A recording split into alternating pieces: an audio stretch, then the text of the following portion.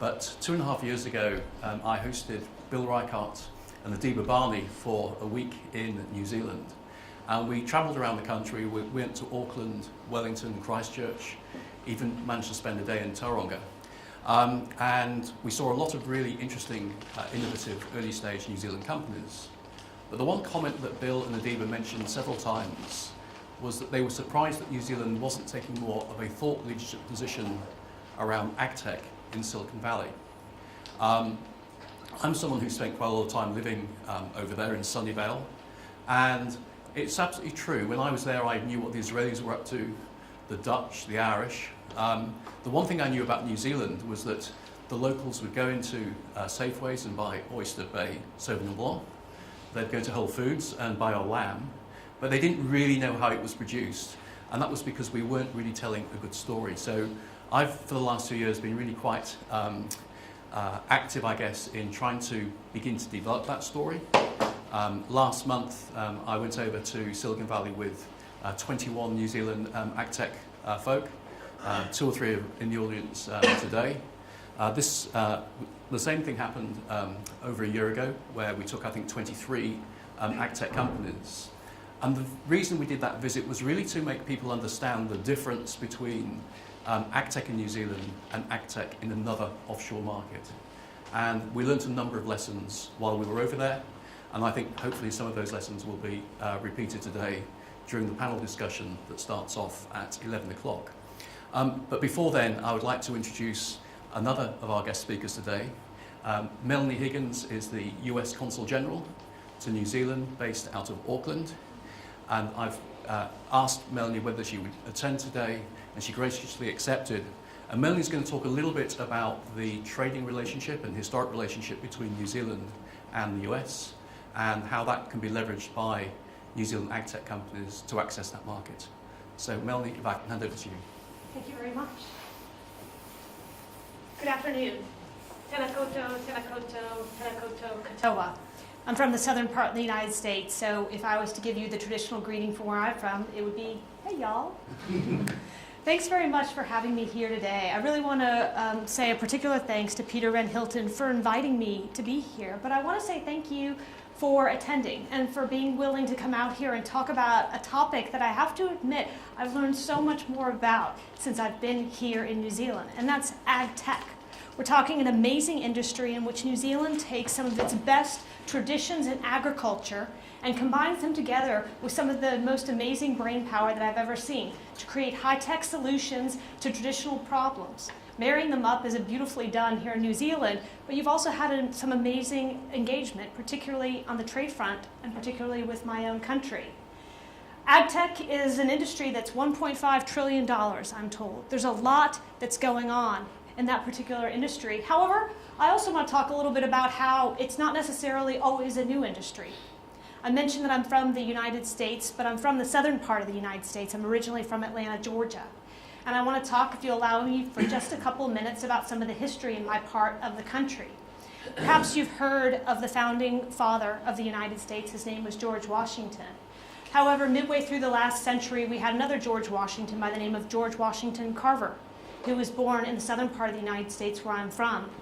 At the time he was born into slavery as a black man. He was unable to be educated because the public institutions were not open to him. And yet, from the South, from agricultural roots, he self-educated himself and ended up getting a university degree, both a bachelor's degree as well as a master's degree in botany. He took his education and he took his love of the agriculture, and he became the first black faculty member at the Iowa State University. It's a pretty well-known agricultural school in the United States. And from there, he went to the Tuskegee Institute, which is in Alabama, southern part of the United States, where he was also a faculty member for 47 years.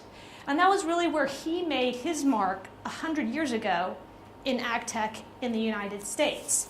In fact, he did a lot of work in his laboratory doing things like finding 300 different uses for the peanut, everything from soap to cooking oil. He was the one that helped make prominent the need for crop rotation. He talked about fixing nitrate in the soil by rotating between cotton crops and what we would call sweet potato or kumara. in order to allow the soil to more effectively grow the crops that you're looking for. He was widely credited with transforming the Southern economy at a time when we needed somebody who was breaking down racial barriers, talking about better access to nutrition, talking about better ways to do agriculture. And frankly, 100 years ago, he brought the AgTech revolution to my part of the United States. He was pretty famous in his time, but he was also very well regarded. The Royal Society of Arts in England in 1916 made him one of only a handful of Americans to receive the honor. He has been widely credited in the United States. He's had a national monument named after him. He's had a number of schools and faculties and universities named after him. There's a national monument for him in Missouri, and the United States even named a ballistic missile submarine after him. Wow, you've really made it in the United States when you get a ballistic missile submarine named after an agriculturalist, an AgTech person. And his story is taught across the United States. The reason I raise it is because I want you all to place yourselves in that historical context, the context of bringing together some of the most traditional parts of agriculture that maybe your fathers, your grandfathers, maybe even your great-grandfathers were part of. And you're adding your own flair to it, your own brain power, your own technology to take what was traditional and make it modern and make it innovative and make it even more profitable than perhaps what your forefathers made it for them. The United States is really happy to be placing you in that sort of historical context, because I also want you to know it's not just a historical context in my country and yours, it's a way in which our two countries have worked together for so long. The agricultural trade between our countries goes back a long way. You know, my predecessor, the first U.S. Consul General, was placed in New Zealand in 1838. He was actually a witness at the Treaty of Waitangi. And the reason he was here is he was trying to keep the American whalers in line. They were getting a little bit out of control, but it goes to show that even back then, we had that kind of trade between our two countries. It's been something that's been growing and going for quite a long time. Now, you probably are also aware that the United States is big into agriculture, from the longhorn cattle of Texas to the citrus fruits of Florida, from the apples in the northeastern part of New Hampshire and Massachusetts in the United States, to the cornfields in Iowa that maybe, to some degree, make you think of your own country here. We've had a lot going on in terms of our agriculture, but we've also had a lot going on in terms of investing in R&D, particularly my government. The U.S. government has traditionally invested 50% of all the research and development that goes into agriculture because we believe in the sector that you all are involved in, and we believe that it gets even better when you do basic research, high-tech research, showing how you can make things even better in all of our countries. Times are changing. Since 2008, the private sector has been doing a lot more of that kind of research. And in 2013, at least in the United States, 70% of all R&D in agriculture was being done by private institutions. This is where you all are taking over from governments that used to fund that kind of stuff in the past. Now corporations, companies, families, the young children they might have are the ones that are taking over, because we truly believe that you guys have the innovation that's going to make the next future wave of ag tech in New Zealand as well as in the United States.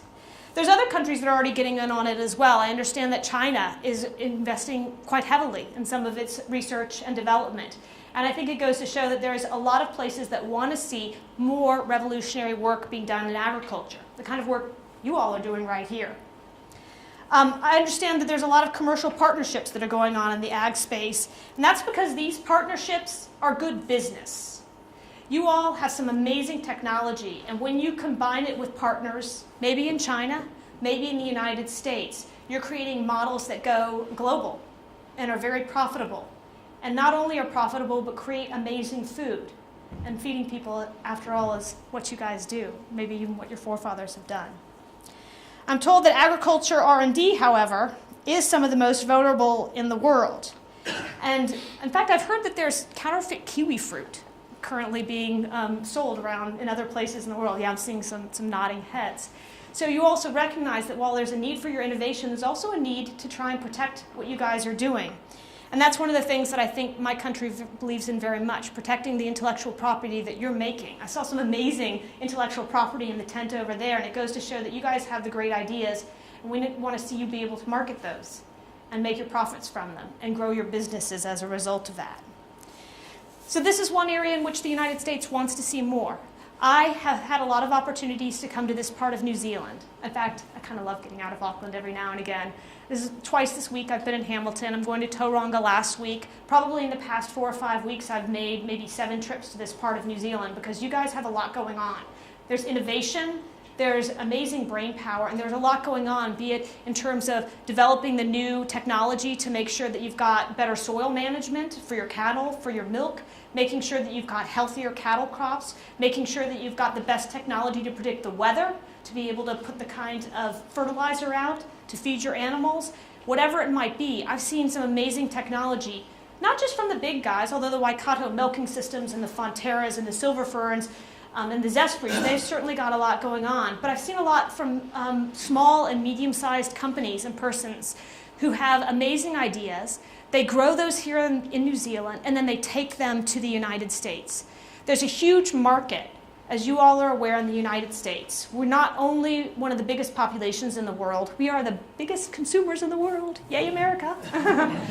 And we've got a lot of amazing farmers that want what you have. Just last week, I was doing a seminar on doing business in the United States, and I was talking with people like yourselves who had great ideas and are taking it to the United States to make a lot of money, be it somebody who was doing beef jerky, specialized beef jerky for the export to the United States, be it somebody who had an amazing idea for software on farm management. They are partnering with a bank in the state of Wyoming in the United States, and he said that one bank has more farming customers than the entirety of New Zealand, which I thought kind of amazed me, but I believe him.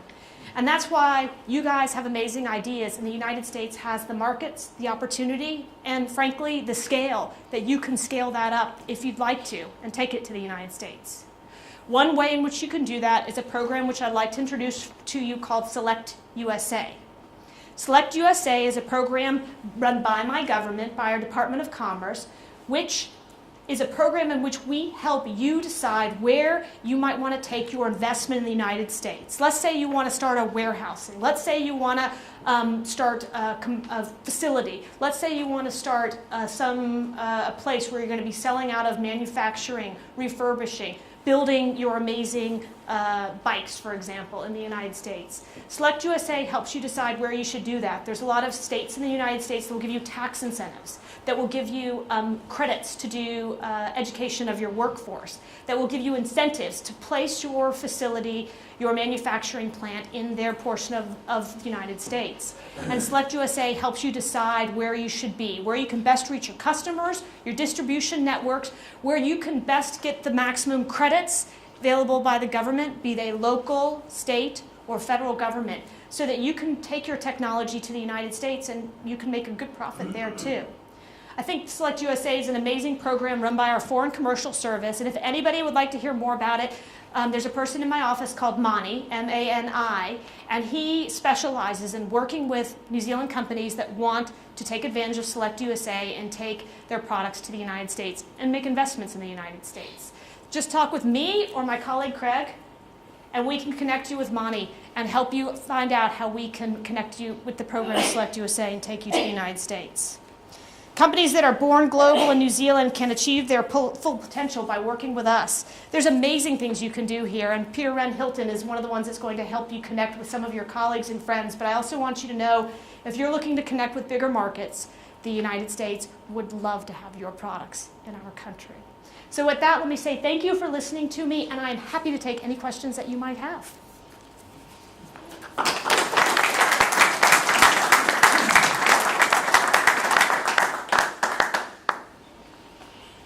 Is there a website we can head to get basic information and learn more? I know that, is it usdoc.gov?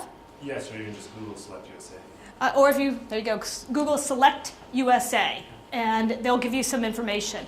And the consulate in Auckland, our number is publicly available. I'll also make my business cards freely available. I'm not the expert on this. I know enough to be able to talk about it, but I can connect you with the expert who works for me by the name of Mani. And he is available in Auckland to meet with you by a phone, anything else to help you make that happen. Well, I'm going to be around for the rest of the day. If you have any questions later on, please feel free to come and talk with me or Craig. And once again, Peter, thank you for having us here. It's truly my pleasure to be part of your day here. I'm looking forward to hearing what everybody else has to say. Thank you.